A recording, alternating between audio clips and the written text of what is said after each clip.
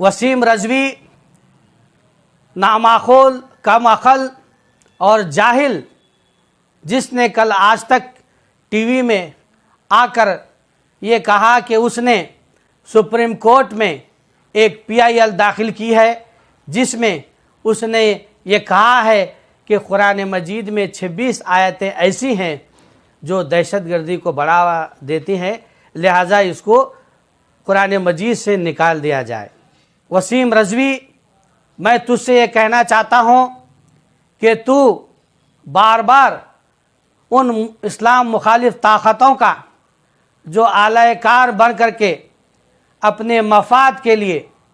जो दीन इस्लाम को वक्फे वक्फे से बदनाम करने की कोशिश कर रहा है, ना सिर्फ दीन इस्लाम बल्कि खुलफ़े राशिदीन के शान में भी तू जो गुस्ताखी कर रहा है, तेरा अंजाम अच्छा नहीं होगा। क्योंकि जब ये कोर्ट में जब ये मालूम हो जाएगा कि तूने कितनी झूठी बातों को और अपनी मनगढ़ंत कहानियों को इसमें शामिल किया है, तो तभी तुझे पता चल जाएगा कि तूने कितना बड़ा गलत इक़दाम किया है। हमें हिंदुस्तान की अदालत पर पूरा भरोसा है कि वो इस PIL को खारिज कर देगी, वरना अगर honourable supreme court of India इस PIL को कंसिडर करता है, गौर करता है, तो ऐसा मालूम हो जाएगा कि पूरे जितने भी मज़ाहिब हिंदुस्तान में अपनी ज़िंदगी गुजार रहे हैं दस्तूर के हिसाब से, उन मज़ाहिब में भी एक नई तब्दीली लाने का जो शरपसंद हजरात हैं, जो हिंदुस्तान में हमारे हिंदुस्तान में नफ़रत का माहौल पैदा करना चाह रहे हैं, वो भी चीज़ें इसमें शामिल हो सकती हैं। अगर तू वाकई कुरान शरीफ का मुताला किया है या अगर नहीं किया है तो ये जान ले, और अगर नहीं किया है तो तू जा अपने घर और जाकर कुरान मजीद को खोल, और खोल करके पारा नंबर 14 सूरत अल हिज्र की जो आयत है उसमें अल्लाह सुब्हानहू तआला ने खुले अल्फाज में, वाज़े अल्फाज में फरमाया है, इन्ना नाहनु नज़्ज़लना ज़िक्रा व इन्ना लहू लहाफ़िज़ून। उसका तर्जुमा है, बेशक हमने ही कुरान नाजिल किया है और बेशक हम ही इसकी हिफाजत करने वाले हैं। तो जब अल्लाह सुब्हानहू तआला ने ख़ुद इसकी ज़िम्मेदारी ली है, तो तुझ जैसे वसीम रज़वी लाखों करोड़ों भी अगर आ जाएं तो इसमें कुरान शरीफ में कोई तब्दीली नहीं ला सकती। बहैसियत मुसलमान मेरा यह अक़ीदा है, हम सब का अक़ीदा है, तूने पूरे आलम इस्लाम के तमाम मुसलमानों के जज्बात को मजरू किया है और तू ये साबित करने की कोशिश कर रहा है कि मैं जो भी कर रहा हूँ इसमें जो गलतियाँ हैं उसको दुरुस्त करने की बात कर रहा हूँ। ये बिल्कुल मनगढ़ंत है, बेबुनियाद है, और इसका इंशाअल्लाह क़ानूनी तौर पर हमारे उलमा इकराम इसका जवाब देंगे। और आगे चल करके एक आयत में जिसका अल्लाह सुब्हानहू तआला ने बयान किया है, जिसमें फ़रमाया है, मैं इसलिए भी इसका हवाला दे रहा हूँ कि बहुत सारे लोगों ने कहा कि फ़लाँ उनके भी मज़ाहिब में हमको मदाखलत करनी चाहिए, उनके मज़ाहिब में बहुत सारे खामियां हैं, उनको भी उजागर करना चाहिए। तो उनके जवाब में मैं ये भी कहना चाह रहा हूँ, और वसीम के जो बाजू में जो उसके साइड में जो खड़ा था एक एडवोकेट, उस एडवोकेट ने ये कहा कि ये जो आयतें हैं ये प्रॉक्सी वार, इंडिया में प्रॉक्सी वार की तरफ ले जा रही है। तो ये कितना बड़ा घिनौना और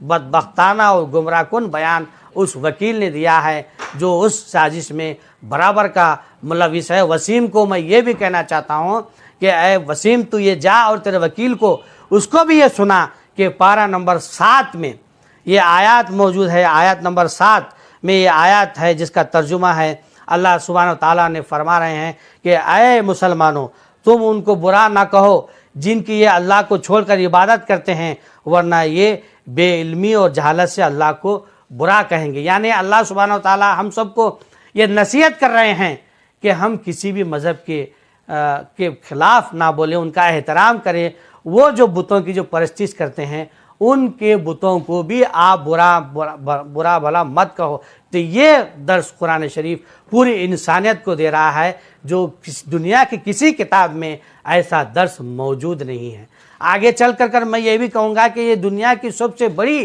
واحد کتاب ہے، جس کا ذمہ اللہ سبحانہ و تعالیٰ نے لیا ہے، جس کا ظاہری سبب اللہ سبحانہ و تعالیٰ نے حفاظ اکرام کے سینوں میں اس قرآن مجید کو محفوظ کیا ہے۔ ہزاروں کے تعداد میں ہر دور میں اس قرآن مجید کو حفاظ اکرام نے حفظ کیا اور اس کو چھپایا، اور اس کی اتنی اشاعت دنیا میں ہی کی گئی کہ دنیا میں کوئی بھی کتاب اتنی نہیں چھپی، اتنی کتاب نہیں پڑھی گئی جتنی قرآن مجید کو پڑھی گئی، جس کا مطلب یہی ہے کہ اس کا ذمہ اللہ سبحانہ تعالیٰ نے لیا ہے۔ اور اس کو میں یہ بھی کہنا چاہتا ہوں کہ وسیم، ہمارے یہاں بحیثیت مسلمان ہم یہ قطعی کبھی بھی برداشت نہیں کرتے کہ اس میں اگر نقطہ زیر زبر بھی اگر کوئی غلط پڑے یا اس میں چھاپے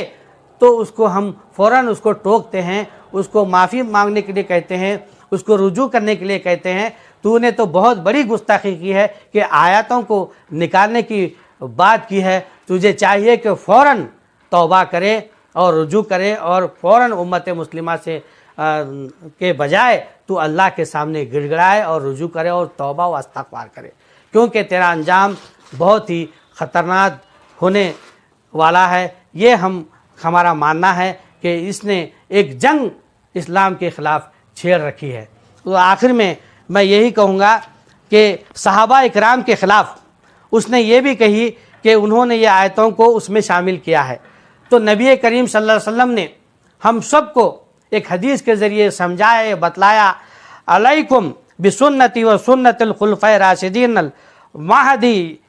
المہدیین من بعدی۔ اس کا ترجمہ ہے، تم میری سنت کو اور میرے بعد کے خلفاء راشدین کی سنت کو مضبوطی سے تھام لو۔ اس وسیم